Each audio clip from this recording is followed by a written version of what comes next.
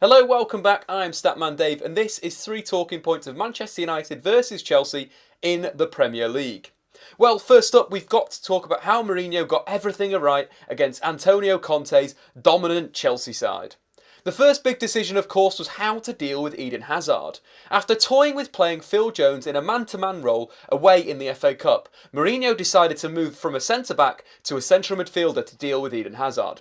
Eden Hazard this season has been Chelsea's most creative player, the top scorer from midfield, and also the top assister in the Premier League. So he's a big threat on the counter-attack, but also in open play. What Mourinho did was quite simple, but so effective. Ander Herrera has been fantastic for Manchester United in whatever role Mourinho has stuck him to this season. Against Chelsea, Ander Herrera's role was to man-mark Eden Hazard.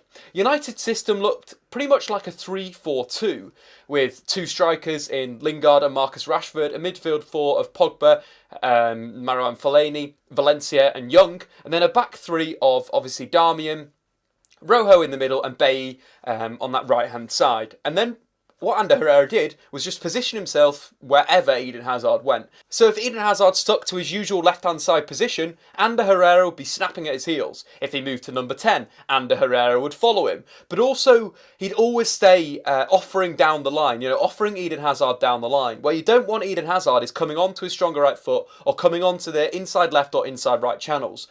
What Ander Herrera did simply was open up the flank and show him down the wing. Obviously what Eden Hazard didn't want to do.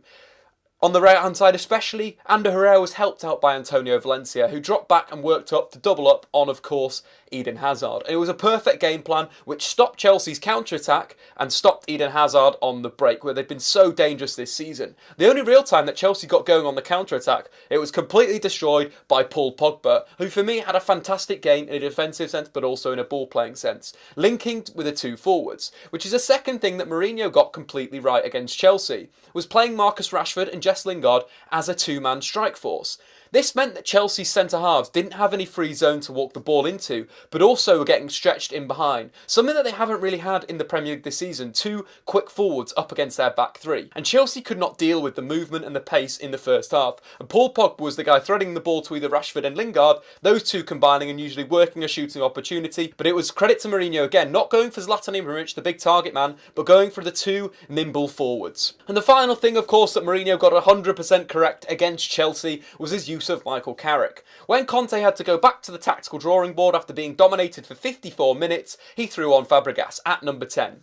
Chelsea switched from their 3-4-3 to a 4-2-3-1, causing United a little bit of a problem centrally. With Ander Herrera having dominated that zone against Eden Hazard, with Kante throwing another player in there, Mourinho had to react. What he did 3 minutes later was introduce Michael Carrick, who had a cracking game. United's shape switched from that 3-4-2 to what looked like a 5-1-2-1. Again, with plus Ander Herrera being that free man and just following Eden Hazard wherever he went over the pitch. That restricted Chelsea's movement, but also completely packed that central zone with players. What that looked with United in a defensive shape towards the end of the game was pretty much a 5-2-2-1, with the four central midfielders blocking any route that Chelsea had to play off Diego Costa or play to Eden Hazard. A fantastic tactical performance from Mourinho that gave United those 3 points. On to number 2, Ander Herrera is a more complete player than N'Golo Kante. Kante is a specialist ball winner, very good at getting up and down the pitch, covering ground and winning tackles. Ander Herrera is far more complete than N'Golo Kante. His performance against Chelsea just showed another ring in his game, and that is his man-to-man marking was absolutely perfect. Eden Hazard has been the most dangerous player in the Premier League this season. Against Manchester United, he definitely wasn't. In the first half, he failed to get a shot on goal, failed to create a chance and failed to complete a dribble. All credit to Ander Herrera, who won 100% of his tackles on Eden Hazard in that first half. Moving on to the full game, again it's great reading, all credit to Ander Herrera. Hazard failed to get a shot on goal, failed to complete a dribble, only created one chance to Pedro that pretty much made a shot for himself, and completed 79% of his passes. All down to, of course, Ander Herrera. And of course Ander Herrera used his great strength of reading the play and making those interceptions. He made 4 interceptions in the game against Chelsea.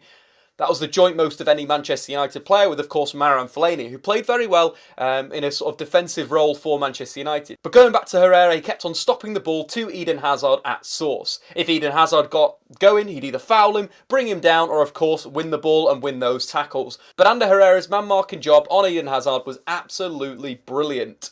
But moving on to why he's more complete as well, you think of the assist. A classic Ander Herrera assist. This is the second time that he's done this in the Premier League this season against one of the top 6 sides. The other move, the interception, and the through ball, of course, to Henrik Mkhitaryan to give United a 1-0 win over Tottenham earlier on in the season. The same thing. Ander Herrera nicks the ball in central midfield. He's brave. He goes away from Eden Hazard. The moment that he has to push Matic in central midfield, blocks that ball, it hits his arm, but he deserves that for being brave. Ball down to his feet and then a cracking ball into the channel in between Gary Cahill and David Luiz. Marcus Rashford finishes off the job. But of course, chasing Eden Hazard for a full 90 minutes, he still managed to add a goal to his game. A cracking strike that was deflected past Begovic. And that is why he's a more complete player than N'Golo Kante, because he can play any role within a midfield. He can be the deep line playmaker, he can be the man marker, he can be the attacking midfielder, the goal scorer, the creator, absolutely everything. That is why Ander Herrera is better than N'Golo Kante. Moving on to our last little talking point, of course, it's Marcus Rashford. A cracking display from the youngster.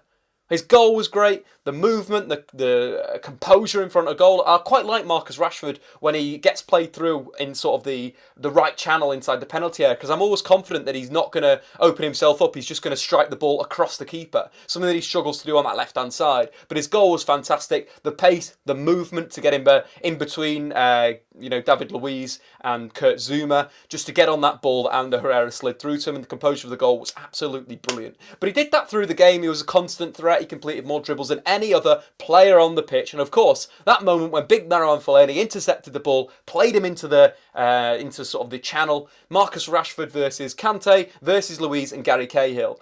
Manages to drive to the penalty area, cut back and get a shot away. We've seen Marcus Rashford do it before against Chelsea and we've seen it again. Marcus Rashford has been in great form in the last 3 games and it's a positive thing for Manchester United to have a different type of striker to Zlatan Ibrahimovic.